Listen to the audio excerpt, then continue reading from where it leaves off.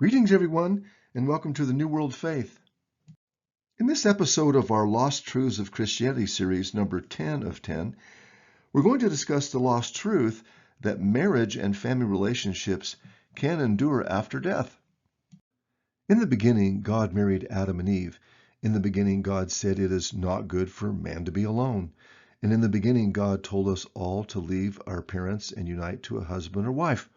4,000 years later, Jesus told us, "What God hath joined together, let no man separate." If the Bible is so clear about the permanency of marriage, where did the idea of marriage and family relationships ending at death come from? Once again, unauthorized theologians and philosophers took over the role of interpreting Scripture and declaring Jesus' doctrine.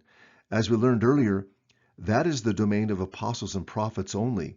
Peter declared, "No prophecy of the Scripture is of any private interpretation, for the prophecy came by holy men of God," prophets and apostles. Nevertheless, let's look at some scriptures that further substantiate the truth of eternal families, as well as a look at scriptures that have been misinterpreted to see where the error of marriage ending at death crept in. In 1 Corinthians 11:11, Paul declares, "Neither is the man without the woman, neither the woman without the man, in the Lord. Since marriage is of the Lord, and without the man and the woman together they would not be in the Lord." Let's look at this scripture from Ecclesiastes 3:14. "I know that whatsoever God doeth, it shall be forever." The very first thing God ordained after Adam and Eve were created was that their offspring marry, and according to Ecclesiastes, what God does is forever. Then it follows that marriage can be a forever arrangement. In Matthew 16:19, we read about Jesus giving keys to Peter. He told Peter that whatever he bound on earth would be bound in heaven.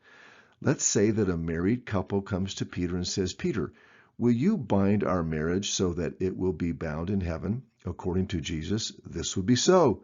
Speaking of Peter, when he was counseling husbands how they should treat their wives, he taught, "Dwell with your wives according to knowledge, giving honor unto the wife, as being heirs together of the grace of life." Peter is signaling that salvation is had together as husband and wife. Now let's look at the scriptures that may appear to teach against eternal marriage. One day, the Sadducees asked Jesus an interesting question in Matthew 22. Before we go there, we must understand that it was Jewish custom that if a man died without having a child, the widow marries the man's brother so she can have offspring. 7 brothers marry a woman but have no children before they die. So the Sadducees questioned Jesus, "In the resurrection, whose wife shall she be of the 7? For they all had her." Notice the Sadducees mentioned a man having his wife after death. This was the common Jewish doctrine.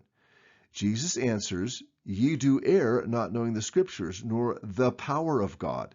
For in the resurrection they neither marry nor are given in marriage, but as are the angels of God in heaven." This seems like marriage ends at death, but in Luke 20:34-35, Jesus adds to this dialogue by saying, "The children of this world marry and are given in marriage, but they which shall be accounted worthy to obtain that world and the resurrection from the dead neither marry nor are given in marriage." Why would Jesus talk about the power of God to nullify something? Power is used to create something, not destroy it. And why did Jesus bring the children of this world into the discussion? The phrase "children of this world" in the scriptures refers to unbelievers. The meaning is clear. Jesus was saying that it is the power of God that binds a marriage together forever for the believers. The unbelievers who do not obtain heaven neither marry nor are given in marriage. Now let's test this truth. 1. Does it not sound logical, reasonable, and commonsensical, and ring true that if God ordained marriage in the beginning, it would continue, since God does things that last forever? Does it not make sense that if God tells a husband and wife to love each other more than anything else except God, that that love would continue into the eternities? Can you picture Adam without Eve, Noah without his wife, Abraham without Sarah, Zacharias without Elizabeth? And Peter without his wife in the eternities, it just doesn't seem right.